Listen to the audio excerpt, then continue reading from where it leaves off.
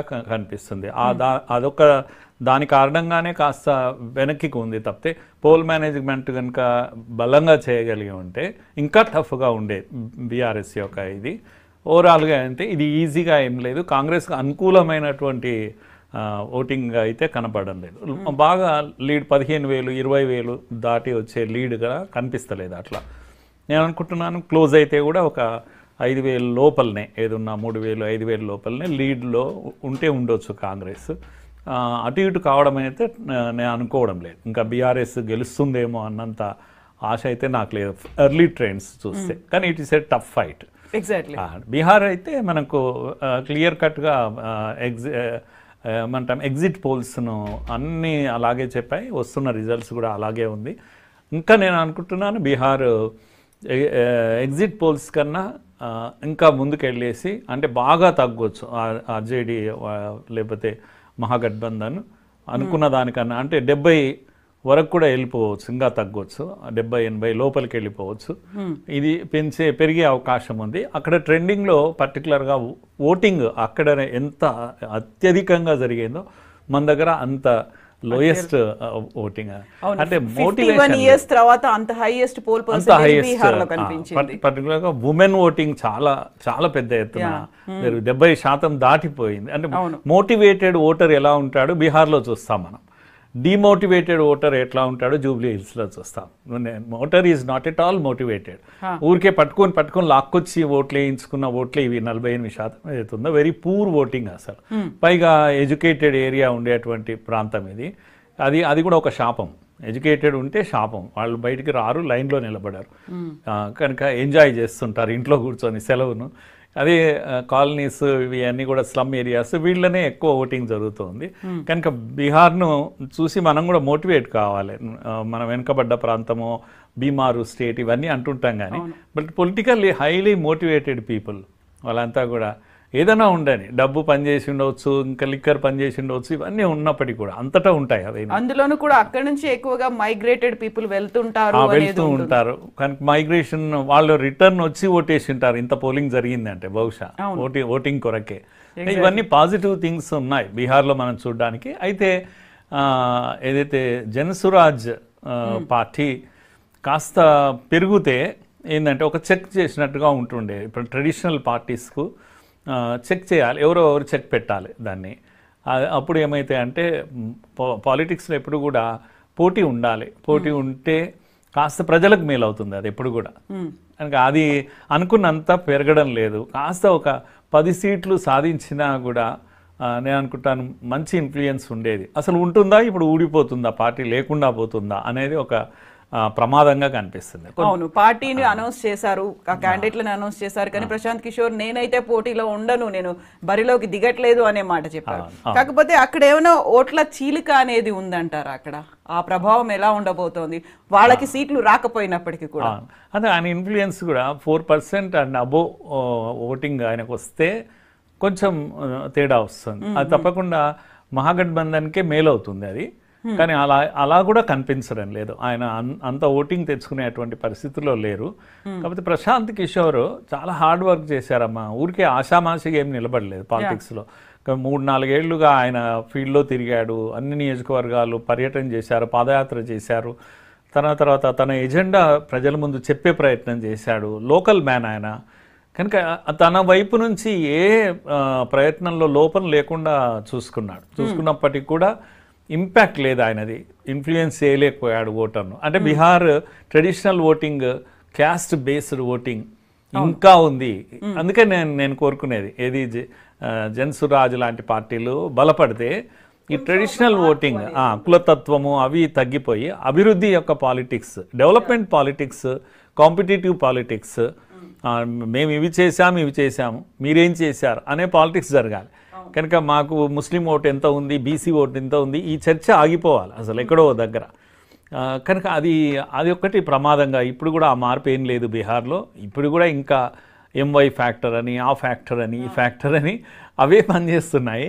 అది అంతగా ఎంకరేజింగ్గా లేదు నాకైతే. ఓటింగ్ పర్సంటేజ్ పెరగడం మాత్రం వెరీ ఎంకరేజింగ్, మనం వెల్కమ్ చేయాలి అది.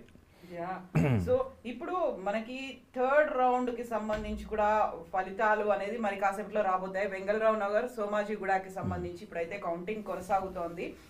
రెండవ రౌండ్ లో కంప్లీట్ అయ్యేసరికి 1082 ఓట్ల ఆధిక్యం అనేది ఉంది. సో పర్టికులర్ గా మనం జూబ్లీ హిల్స్ గురించి మాట్లాడుకుంటే మీరు చెప్పినట్టుగా ఓటర్లలో నిరాసక్తత లేదు, అంతే డిమోటివేటెడ్ గా ఉన్నారు అనుకున్నప్పటికీ ఓటేసినటువంటి 48% వాళ్ళు ఎటువైపు ఉన్నారు అనేది.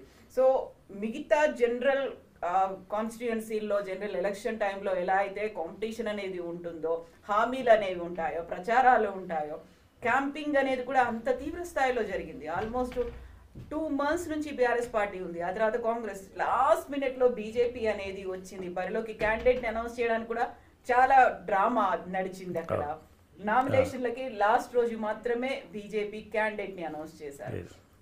3 పార్టీలు చేసినటువంటి పోలింగ్, ఆ క్యాంపెయినింగ్ సరళి ఎలా అనిపించింది మీకు?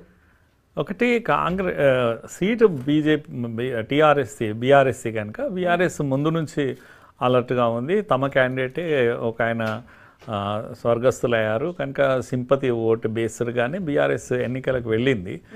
కాకపోతే హైదరాబాద్లో ఉన్నంతలో బీఆర్ఎస్కు మంచి పేరే ఉంది. రాష్ట్రం అంతా లేకపోయినా హైదరాబాద్లో డెవలప్మెంట్ విషయంలో బీఆర్ఎస్ కానీ లేకపోతే కేటీఆర్ గారు కానీ కొద్దిగా మంచి పేరు ఉంది. దాని ఆధారంగానే ఎన్నికలు పోయినట్టుగా మనకు కనిపిస్తుంది.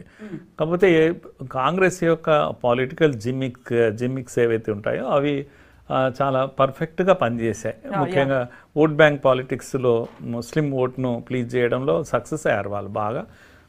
నేను చెప్పినట్టు ఇంత మొదలు అజరుద్దీన్ విషయంలో కానీ ఇంకా అదర్వైజ్ ఎంఐఎంను తమ చేతిలో పెట్టుకోవడం కానీ ఇవన్నిట్లో కూడా వారు సక్సెస్ అయ్యారు. పెద్ద ఓట్ బ్యాంక్ను దాని ఆధారంగానే ఎన్నికలకు అయ్యారు. ఎంత మాట అన్నాడు రేవంత్ రెడ్డి అంటే కాంగ్రెస్ అంటే ముస్లిం అంటే కాంగ్రెస్ అన్నంత పెద్ద స్టేట్మెంట్స్ ఇచ్చేశారు కనుక నేషన్ వైడ్గా వైబ్రేషన్స్ ఉన్నాయి. దాని మీద డిబేట్ జరుగుతాం.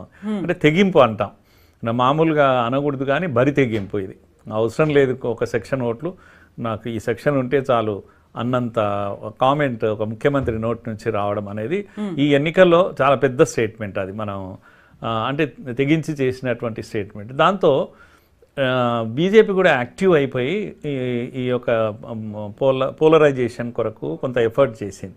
హిందూ ఓట్ను పోలరైజ్ చేయడంలో ప్రయత్నం చేసింది కానీ ముందు నుంచి వెనుకబడ్డది కనుక చివరి వరకు కూడా వెనుకబడ్డది. రేస్ స్టార్టింగ్లోనే లైన్లో లేరు, మెల్లగా వచ్చారు, మెల్లగా వస్తూ ఉన్నారు. అందుకని పెద్ద డివైడ్ చేయలేకపోయింది. బీజేపీ ఎంత డివైడ్ చేస్తుంది అనే దాని మీదనే బీఆర్ఎస్ ఎన్నికలు ఉంటాయి కనుక బీఆర్ఎస్ ఈరోజు వెనుకబడ్డది. అంటే బీజేపీ ఇంపాక్ట్ ఏం లేదు అక్కడ, ఉండింటే చాలా బాగుండేది. కానీ మేనేజ్మెంట్లో మాత్రం కాంగ్రెస్ సంహౌ సక్సెస్ అయింది. చక్కటి మేనేజ్మెంట్ చేసింది, అందరిని అన్ని శక్తులను పౌల్ మేనేజ్మెంట్ బాగా చేసింది. తర్వాత తమ క్యాడర్ను కూడా దించింది. ఎన్నో గ్రూప్స్ ఉన్నాయి కాంగ్రెస్లో, అందరికి బయటికి కూడా కనబడుతుంటాయి. అవన్నీ బయటికి కనబడకుండా చేయగలిగారు, మేనేజ్ చేశారు రేవంత్ రెడ్డి. ఎందుకంటే దాన్ని ఏమంటాం మన తెలంగాణ భాషలో ఇజ్జత్ కా సవాల్ కనుక ఆయన ప్రిస్టేజ్ కదా, ఆ ప్రిస్టేజ్ కోసం ఎన్ని చేయాలో అన్నీ చేశారు. సంభవం తక్కువ మెజార్టీతో గెలుపు వైపు వెళ్తున్నట్టు కనిపిస్తుంది. ఎక్కువ మెజార్టీ కాదు కానీ అది సగం ఓటమి కిందనే లెక్క అవుతుంది గెలిచినా కూడా ఒకవేళ. సో 10 రౌండ్లు, ఒక్కో రౌండ్కి 40 నిమిషాల సమయం పడుతుంది. 2 రౌండ్లు అయిపోయాయి. పోస్టల్ బ్యాలెట్ లో చాలా చాలా తక్కువ ఉన్నాయి కాబట్టి 101 ఓట్లే. సో అప్పటికి థర్డ్ రౌండ్ కూడా అయింది. మాక్సిమం 2 o'clock వరకు వస్తుంది అనుకున్నారు కానీ ఈ లోపే వచ్చే ఛాన్సెస్ అయితే ఉన్నాయి కదా. సో బట్ ఎక్కడ ఆ ఫ్లక్చుయేషన్స్ అనేవి లేకుండా ఉంటే, ఎందుకంటే డివిజన్ల వారీగా మారుతుంది అనుకున్నప్పుడు 7 డివిజన్లు అనేవి ఉన్నాయి. 7 డివిజన్లలో షేక్పేట్తోనే స్టార్ట్ అయింది. ఆ తర్వాత ఎర్రగడ్డ ఉంది, బోరబండ ఉంది, సోమాజిగూడ ఉంది. ఇవన్నీ అయ్యేసరికి మారుతుండొచ్చు అనేది. మారుతుండొచ్చు అమ్మా, అంటే డివిజన్స్లో కూడా తేడా ఉంది కనుక చెప్పలేము. ఇప్పుడు ఉదాహరణకు ఆంధ్ర ఓట్స్ ఉన్నాయి. ఆంధ్ర ఓట్స్ ప్యాటర్న్ వేరుగా ఉండొచ్చు. ఏ వైపు వెళ్తున్నారు ఇంకా బయటికి కనపడలేదు. మరి రేవంత్ రెడ్డి చంద్రబాబుతో మేనేజ్ చేసుకుంటాడు కూడా కనుక లేదు అని అంటే బీఆర్ఎస్కే వన్ సైడ్ ఉంటాయి, ఏదైనా వన్ సైడ్ వస్తాయి కనుక అది కొద్దిగా చేంజ్ వచ్చే అవకాశం ఉంటుంది. ఒకవేళ కాంగ్రెస్ వైపు వస్తే మాత్రం లీడ్ బాగా పెరగవచ్చు. ఆ, టీఆర్ఎస్ మేనేజ్ చేయగలిగితే పోటీలో ఉంటారు, బలమైన పోటీలో ఉంటారు. కనుక ఇప్పుడు ఈ ఒక్క షేక్పేట వీటి ఒక్కదాంతో మనం నిర్ణయం చేయలేము.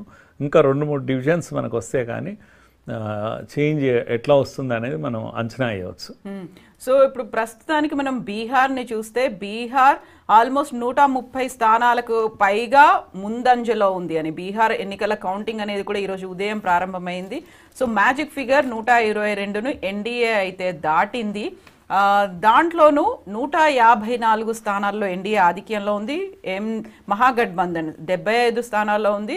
జనసురాజ్ పార్టీ 3 స్థానాల్లో అయితే ఉంది. అందులో మహాగఠబంధన్లో ఆర్జేడీ ఉంది, కాంగ్రెస్ ఉంది, విఐపి అనే పార్టీ ఉంది, లెఫ్ట్ సిపిఐఎం అనేది ఉంది, ఐఐపి అనేటువంటి పార్టీలు ఉన్నాయి. అందులోను ఇప్పుడు ఎన్డీఏకి సంబంధించి అందులో కూటమిలో సరికొత్తగా జాయిన్ అయినటువంటి చిరాగ్ పాస్వాన్ ఒక కీలకమైనటువంటి రోల్ అనేది కూడా ఉంది కదా. సో బీహార్లో ఏం చూసి ఓటేశారు, ఏం కావాలనుకున్నారు అనుకుంటున్నారు మీరు?